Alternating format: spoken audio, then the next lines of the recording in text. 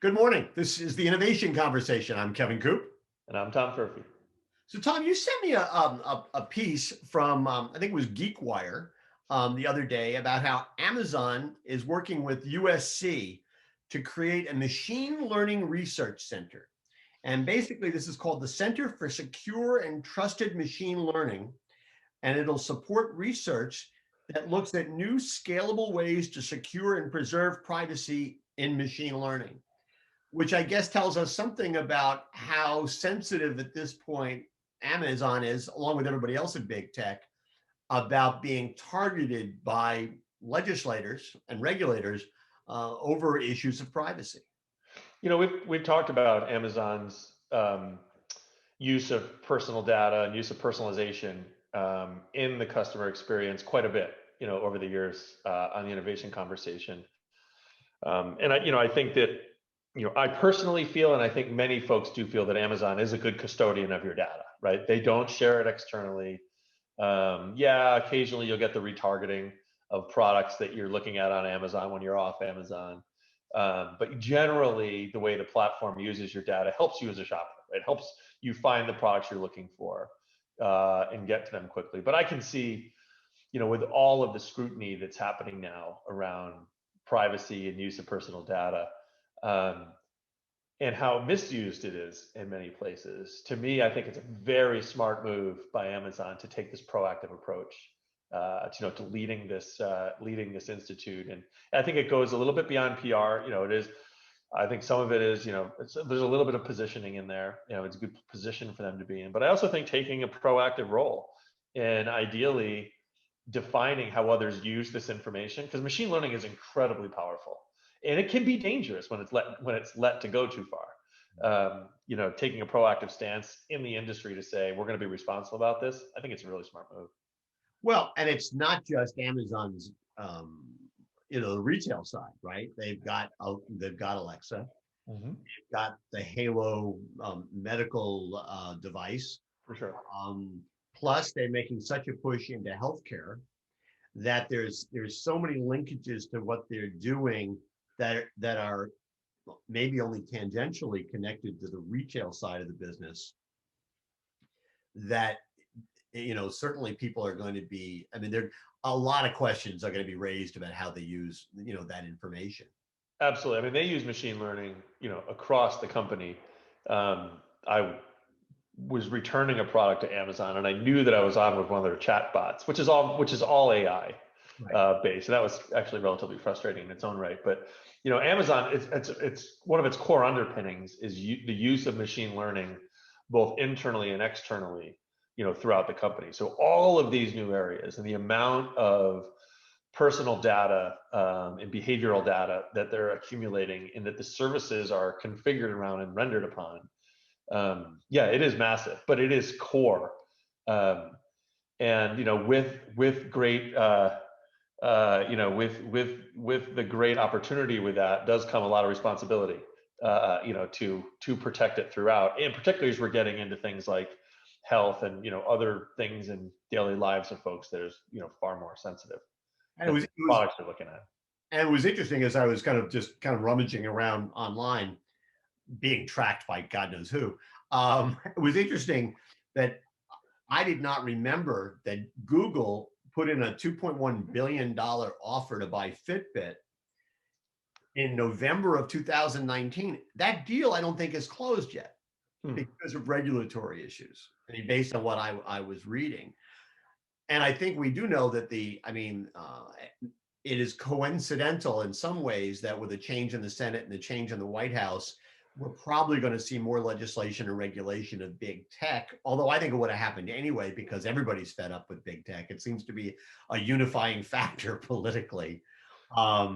It seems likely that there's going to be some sort of, groundswell for information. And if I can mix my metaphors, one of the things I suppose Amazon has to be careful about is, while its situation is different than, say, Facebook or Google, it has to avoid being swamped by whatever waters, right, come at them from the federal government. Absolutely, 100%. And I think it's rightful that government is stepping in and going to play a more significant role in regulating this. I mean, unfortunately, I think it's needed, particularly if you look what's happened around the social platforms, Yeah. and what that's done to us and is doing to us as a society. It's absolutely the right thing to do. And I think Amazon's stepping up and recognizing it's coming, um, but also knowing that for them it's something that is really critical to delivering great services, throughout what they do.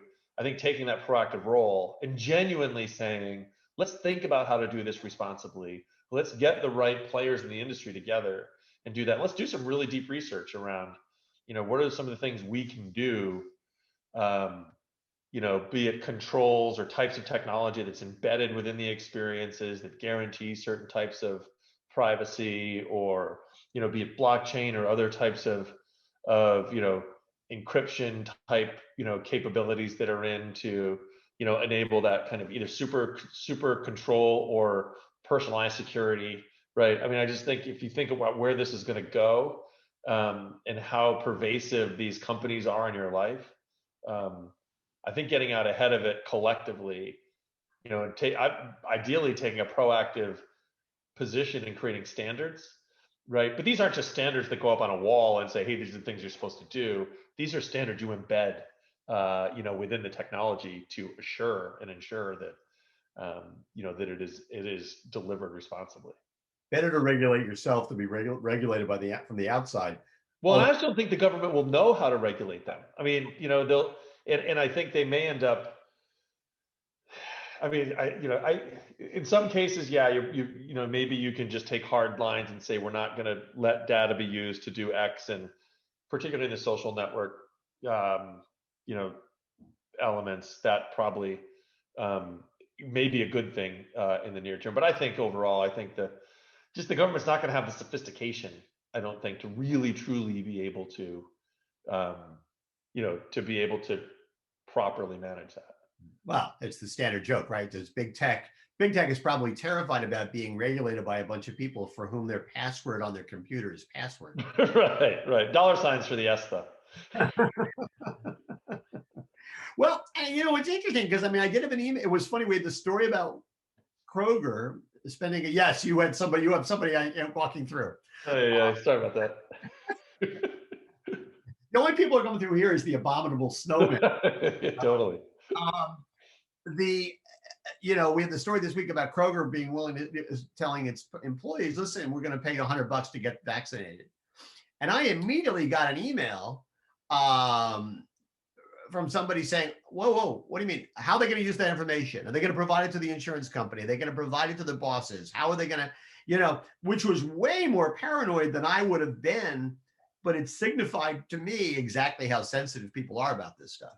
Now, what insurance companies were they thinking, like companies insuring them for their, like, the risk that they spread the virus as an employer, or through their services? Or I mean a lot of that clinical data should be should be shared to some level. Listen, I'm one of those people who, yes, I mean, it's probably not so much who, it's probably more the issue of process of elimination. If you've got 1,000 employees and you want to know the 200 that didn't get vaccinated because maybe their insurance rates go up. Maybe I mean, that's the thing. Right. Insurance premiums are what they are. But listen, I think that insurance companies will give breaks if you don't smoke, and they give breaks if Totally. you're not an alcoholic. Uh, Right. right? If you're within your weight range, I mean, they look at all those things, and I don't know. You know, while I'm not sure I want Big Brother sort of looking at it, I also sort of get it. I mean, sure. I mean, Yeah, I mean that's personalization, right? Better behaviors and better, things that produce more favorable data is going to result in a more favorable outcome. and providing that information as an employer, I mean, if you can find a way to incentivize people to, to eat healthier, not Yeah, smoke, get exercise, well, that's better for them, that not only for their health, but also it's better for you as an employer because it's they're better if you're an employer for sure. And if your folks are vaccinated and they can interact with each other as teammates, you're going to be more effective as a company. And if you're serving customers, I think the more folks that are vaccinated and known to be safe, I think that's assuring. Like I would welcome the chance to shop a store, and maybe I'm going in a bad place here, but I would be very comforted knowing I'm shopping a store that could certify to me that their employees were all I agree with you. COVID free and vaccinated, I right? totally agree with you on that. Yeah, And yes, it is a dangerous place to go because, and I mean, in the sense that people, there are medical reasons people shouldn't be vaccinated or religious reasons and things like that. But I also fair, there's so much misinformation out there that right. it's getting crazy. Um, so let me ask you a quick question though, from almost on the other side of that. Do you think retailers competing with Amazon? So Amazon's doing this because they're concerned about being regulated. So if you're a retailer competing with Amazon, should you be making a big deal out of the notion that you're not sharing the information, that you're not tracking people, you're not doing all the things that Amazon is being either accused of or suspected of doing? Can you turn that into a marketing advantage? Yeah, maybe. I mean, I guess I don't know how freaked out people are in general about what Amazon's collecting or tracking, right? I mean, I don't think there's many Prime members, right? Or there's many customers that, I mean, there are some for sure. But if the majority of customers are fine with it, and then you're coming out as a retailer saying, you know, we're not using your data for anything. We're not, well, I think I would hope that we're not selling it, right? But I guess saying we're not selling it, I guess every retailer should say that, right? Even Amazon should say that. Everybody say, I'm not selling your data. But saying we're not going to use your data or whatnot, it's almost like saying, well, we're not, going to reward you for your loyalty, right? Or I don't know. I mean, I think it's a little bit of a double-edged sword. Like, yeah, if you're less sophisticated and so you haven't been gathering actionable customer data, are you now at an advantage because you were so far behind? I don't know. I get it. I think there's some things. I think you definitely need to be clear that you are protecting the data, um, and maybe protecting it better than some. But and then imagine if you said that, and then you had, God forbid, you had a data leak of some sort. True, true. But I mean, that's no good for anyone. And knock on wood, we haven't had any instances of those in retail for a while. I'm knocking on wood. Before we wrap this up, it's only been a few days. I would be remiss if I didn't ask you your reaction to the change in the CEO's office at Amazon. What? Okay. Isn't it crazy how Amazon has one of the best quarters in the history? Well, probably the best quarter in the history of Amazon, and all the news is about the CEO turnover, as it should be, right? I mean, Jeff B is probably the one of the very most iconic founder CEOs, and he's grown his company to one of the few most valuable companies in the world. It's pretty awesome. I think most times when you lose a CEO like that, you really do worry, about the company. Is that the soul of the company? Is that the true leader and the one that's really guiding that company, to new places? And I will say a couple things. One, the environment that Jeff Bezos and the team have created over the last 27 years or whatever since the company was founded, that is that's an enduring culture. It's an enduring infrastructure. The leadership principles, that folks in that company operate within day to day, the customer centricity that lives throughout the company. I mean, these are things that will endure beyond any single CEO. The spirit of innovation, right, where everybody is always throughout the company, working really hard to innovate their areas, to always try to lead the customer to new places. Jeff talks about going down dark alleys, and that is going to continue to persist. So I think you're going to see the company continue to look out for its customers, continue to innovate, continue to deliver, really, really well, no matter who is in that role. Now, specific to Andy Jassy, yeah, I worked with Andy back in the day at Amazon. He was real early Amazon employee. I think he got there a couple of years after the company launched, and he's been a disciple of Jeff Bezos's for that entire time. I mean, since he got to the company, I think he's reported directly to Jeff the entire time. He's one of Jeff's. I call him And Jeff. he was his, yeah, he was a shadow for a while. Yeah, we call him the shadow internally. So he was a shadow for a while. And yeah, so I mean, he's a very well proven leader. I mean, he took AWS, this whole idea that you could even create this thing called the cloud and all these related services and grow it to the size and scale company inside Amazon that he did. That took some real leadership. So I think he's very, very well suited to be the next CEO of that company. And yeah, I think most analysts and most folks out there would agree with that. That Amazon's in really good hands with Andy. Yeah, it's interesting. I mean, because there have been so many stories about, oh my God, what's going to happen now? But the general consensus to that headline, the response to that headline seems to be not much. It's all Yeah, everything is pretty much baked in. And plus, as Jeff Bezos would always say, they're already operating what 4 8 quarters out, exactly, right? And so exactly. And uh, he has not been nearly as active in the management of the company day to day over the last few years as he was, Jeff for many years prior. Jeff Jeff Bezos. Bezos. Yeah, he hasn't been as active in the overall management of the company. So I think him formally stepping out of the CEO role and then focusing on innovation and not being saddled with the stuff you're saddled with as CEO. I mean, you've got company responsibilities, you've got industry and peer responsibilities, you've got regulatory responsibilities. I mean, it's not a glamorous job all around.